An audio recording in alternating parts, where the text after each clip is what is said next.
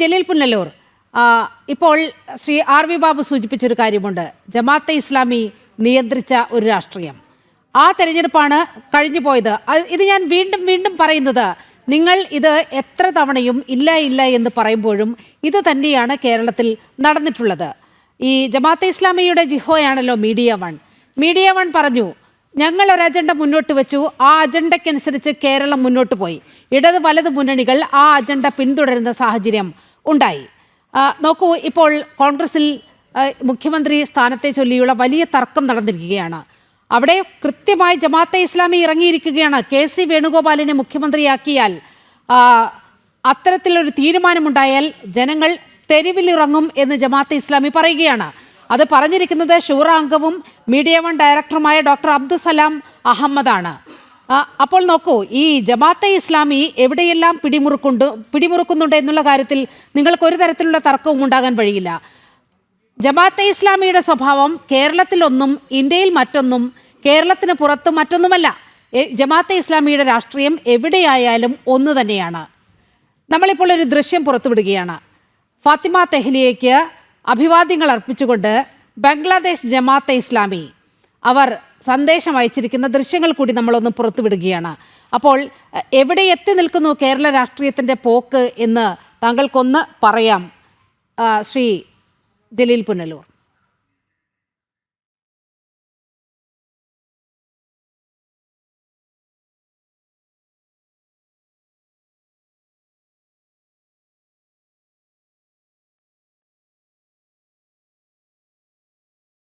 ഈ വീഡിയോയ്ക്ക് താഴെയാണ് ബംഗ്ലാദേശിലെ ജമാഅത്തെ ഇസ്ലാമി ഫാത്തിമ തെഹ്ലിയയ്ക്ക് അഭിവാദ്യം അർപ്പിക്കുന്നത്.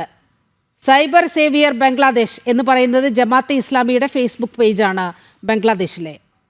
അപ്പോൾ ഈ ഇടത് വലത് മുന്നണികളെയൊക്കെ വളരെ കൃത്യമായി സ്വാധീനിക്കുന്നുണ്ട്.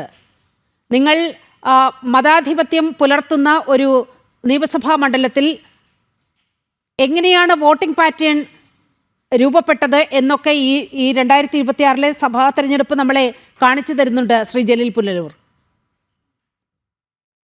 നോക്കൂ, ഈ ജമാഅത്തെ ഇസ്ലാമിയുടെ ആ മുഖപടം ചാർത്തിക്കൊണ്ട് അല്ലെങ്കിൽ അതിനെ ഉയർത്തിക്കാട്ടിക്കൊണ്ട് നിങ്ങൾ കേരളത്തിലെ 90 ലക്ഷത്തോളം വരുന്ന മുസ്ലിം സമുദായത്തെ പ്രതിസ്ഥാനത്ത് നിർത്താനൊന്നും സാധ്യമല്ല. കാരണം ജനൻ ടിവിയും BJPയും ഹിന്ദു ഐക്യവേദിയും ഒക്കെ ജമാഅത്തെ ഇസ്ലാമിക്കെതിരായിട്ട് സംസാരിക്കാൻ തുടങ്ങിയത് ഒരു പക്ഷേ 4, 5 അല്ലെ 10 കൊല്ലം ആയിരിക്കും. ഞാൻ 6ാം ക്ലാസ്സിൽ മദ്രസയിൽ പോയ വിദ്യാർത്ഥിയാണ്. അന്നത്തെ ആദ്യത്തെ ക്ലാസ്സിൽ തന്നെ ഞങ്ങളുടെ ഉസ്താദ് ഞങ്ങളോട് പറഞ്ഞത്, ജമാഅത്തെ ഇസ്ലാമി അടക്കമുള്ള സംവിധാനങ്ങൾ പുത്തൻ ആശയക്കാരാ, അവർക്ക് നിങ്ങൾ സലാം ചെയ്യുകയോ അവർ മരിച്ചാൽ മയ്യത്ത് നിസ്കരിക്കുകയോ ചെയ്യരുത് എന്ന് പറഞ്ഞാൽ ആ നിലയിൽ വിശ്വാസി സമൂഹം വെറുക്കപ്പെട്ട ഒരു വിഭാഗമാണ് അവർ. ഇപ്പോൾ എന്താണെന്ന് അറിയാമോ? അതേക്കുറിച്ച് അന്വേഷിച്ചിട്ടുണ്ടോ ശ്രീ ജലീൽ പുന്നല്ലൂർ? അല്ല, താങ്കളല്ലല്ലോ മദ്രസയായിട്ട് ബന്ധപ്പെടുന്ന ഞാനല്ലേ.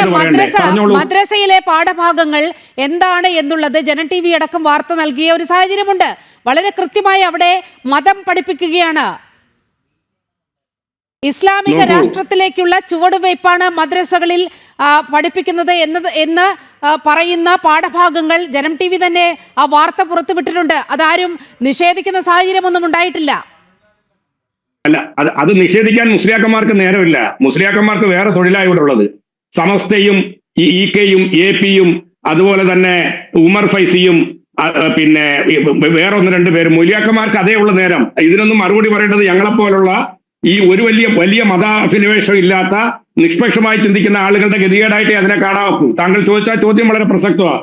പക്ഷെ ഒന്ന് ഞാൻ അടിവരയിട്ട് പറയുന്നു, ഒരു മുസ്ലിം രാഷ്ട്രം ഉണ്ടാകുക എന്ന ലക്ഷ്യത്തോടു കൂടി കേരളത്തിലെ ഒരു മദ്രസ, സമസ്ത 2 വിഭാഗമുണ്ട്, ദക്ഷിണയുണ്ട്, മുജാഹിദുണ്ട്, ഇതിലെ ഏതെങ്കിലും ഒരു മദ്രസയിൽ ആയിരക്കണക്ക് വരുന്ന മദ്രസകൾ ഓപ്പൺ ആണ്. രാവിലെ RB ബാബു സാറിനോ നീലിമ സഹോദരിക്കോ വന്നാൽ കാണും. ഉസ്താദ് പഠിപ്പിക്കുന്ന ഏതൊരു പുസ്തകത്തിലും അങ്ങനെ ഒരു വാക്ക് കാണിച്ചാൽ ഞാൻ നിങ്ങൾ പറഞ്ഞ പരിപാടിക്ക് പോവാം, നിങ്ങൾ പറയുന്ന പണി ചെയ്യാം. ഇതൊക്കെ നിരുത്തരവാദപരമായ വർഗീയത വളർത്തിയ ആളെ കൂട്ടാനുള്ള നിങ്ങളുടെ തന്ത്രമാണ്. ആ തന്ത്രം കേരളത്തിൽ വിലപ്പോവില്ല. പിന്നെ RB ബാബു സാറിനോട് ഒന്ന് ചോദിച്ചോട്ടെ, നിങ്ങൾ പറഞ്ഞല്ലോ മാറാട് ആന്റണി പ്രഖ്യാപിച്ച തീവ്രവാദ ഗ്രൂപ്പിൽ INL ഉണ്ടെന്ന്.